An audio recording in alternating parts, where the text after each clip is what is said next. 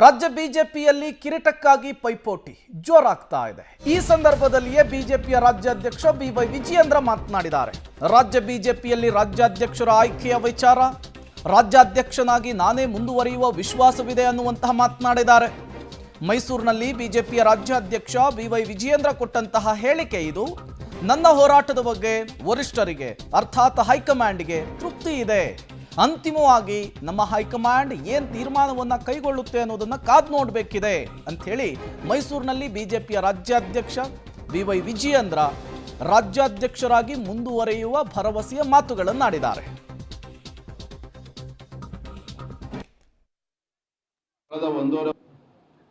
ಕಳೆದ ಒಂದೂವರೆ ವರ್ಷದಲ್ಲಿ ರಾಜ್ಯದ ಅಧ್ಯಕ್ಷನಾಗಿ ನಿರಂತರವಾಗಿ ಭ್ರಷ್ಟ ಕಾಂಗ್ರೆಸ್ ಸರ್ಕಾರದ ವಿರುದ್ಧ ಹೋರಾಟಗಳನ್ನು ಮಾಡ್ತಾ ಇದ್ದೇವೆ. ನಮ್ಮ ಕಾರ್ಯಕರ್ತರು ಬೀದಿಗಿಳಿದು ಈ ಸರ್ಕಾರವನ್ನು ಒಂಟಿಗಾಲಲ್ಲಿ ನಿಲ್ಲಿಸ್ತಕ್ಕಂಥ ಕೆಲಸದಲ್ಲಿ ಯಶಸ್ವಿ ಹೋರಾಟಗಳನ್ನು ಮಾಡಿದ್ದಾರೆ. ನನ್ನ ಕಾರ್ಯವೈಖರಿ ಬಗ್ಗೆ ನಮ್ಮ ಕಾರ್ಯಕರ್ತರಿಗೆ ತೃಪ್ತಿ ಇದೆ. ಅದ್ರ ಬಗ್ಗೆ ಹಿರಿಯರಿಗೂ ಕೂಡ ತೃಪ್ತಿ ಇದೆ, ಕೇಂದ್ರದ ವರಿಷ್ಠರಿಗೂ ಕೂಡ ತೃಪ್ತಿ ಇದೆ.